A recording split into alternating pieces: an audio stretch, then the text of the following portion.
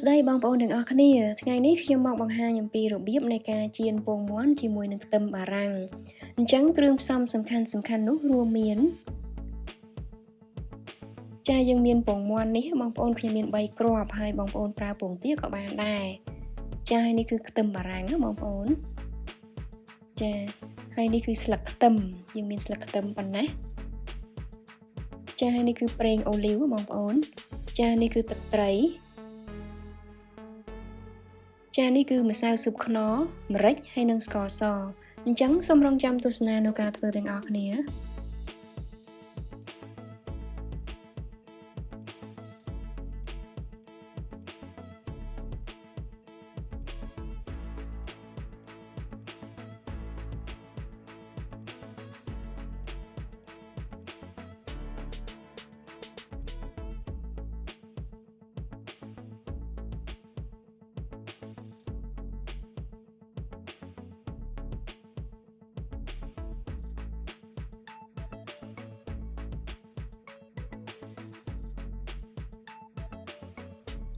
ចាអញ្ចឹងជាបន្តទៀតនេះគឺខ្ញុំគោះពងមាន់ដាក់ក្នុងចានមួយអញ្ចឹងបងប្អូនហើយខ្ញុំគោះទាំង3គ្រាប់នឹងតែម្ដង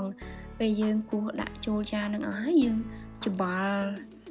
ពងមាន់ហ្នឹងបងប្អូនបានហើយយើងគោះវាឲ្យវាចូលគ្នាហើយបានយើងដាក់គ្រឿងក្រៅបន្តទៀតចាអញ្ចឹងខ្ញុំ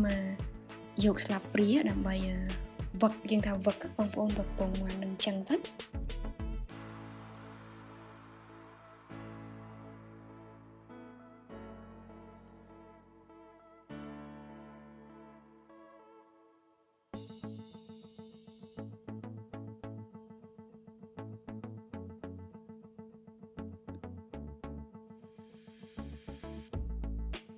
ចាឥឡូវខ្ញុំចាក់ទឹកត្រីចូលបន្តិចហើយ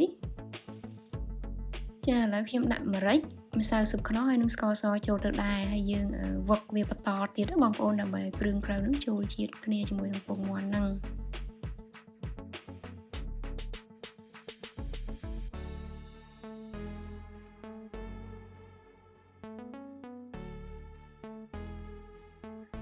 ចាឥឡូវនេះគឺខ្ញុំចាក់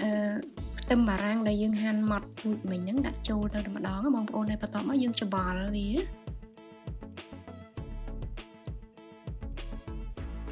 ចាយើងច្បល់វាឲ្យសព្វទៅវាចូលជាតិគ្នាទៅ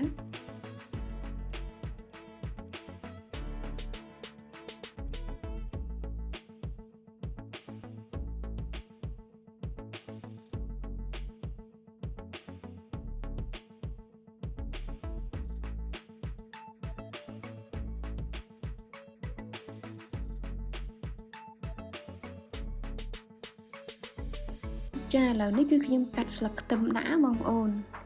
ហើយ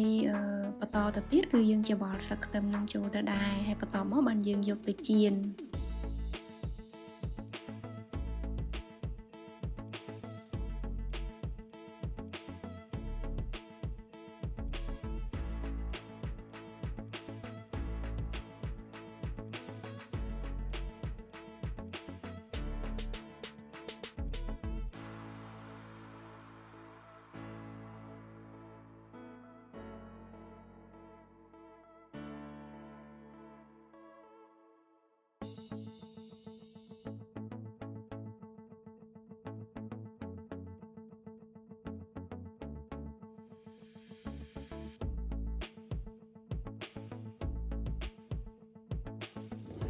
ចាអញ្ចឹងជាបន្តទៀតនេះគឺខ្ញុំដាក់ខ្ទះឲ្យក្តៅហើយបន្ទាប់មកខ្ញុំចាក់ប្រេងអូលីវចូលបងប្អូនប្រើប្រេងឆាយើងធម្មតាក៏បានដូចគ្នាទេហើយយើងដាក់ប្រេងនេះឲ្យក្តៅតិចបងប្អូនចាបន្តទៀតនេះគឺខ្ញុំចាក់ពងមាន់ដែលយើងច្បល់ជាមួយនឹងខ្ទឹមបារាំងហើយទឹកខ្ទឹមហ្នឹងចូលណាហើយយើងចៀនបែបនេះបងប្អូនហើយបងប្អូនកុំបើកភ្លើងខ្លាំងពេកដាក់តិចល្មមដាក់តិចបានហើយដើម្បីកុំឲ្យខ្លោចចាអញ្ចឹងបងប្អូនចៀនបែបនេះទៅហើយបន្តមកទៀតបងប្អូនមើលតែរៀងឆ្អិនខាងផ្នែកខាងក្រៅមកយើងយកឲ្យវែកកឹះមើលហើយចាំយើងត្រឡប់មកជារៀងទៀតចាអញ្ចឹងងាយស្រួលធ្វើទេបងប្អូនពងមាន់ចៀនជាមួយនឹងខ្ទឹមបារាំង ចាអញ្ចឹងវីដេអូថ្ងៃនេះគឺមានតែប៉ុណ្ណេះឯងបងប្អូន នាងខ្ញុំសូមអរគុណច្រើនសម្រាប់ការតាមដានទស្សនាក៏ដូចជាការគាំទ្ររហូតមកហើយក៏សូមអភ័យទោសផងដែរនៅរាល់កំហុសឆ្គងទាំងឡាយអរគុណ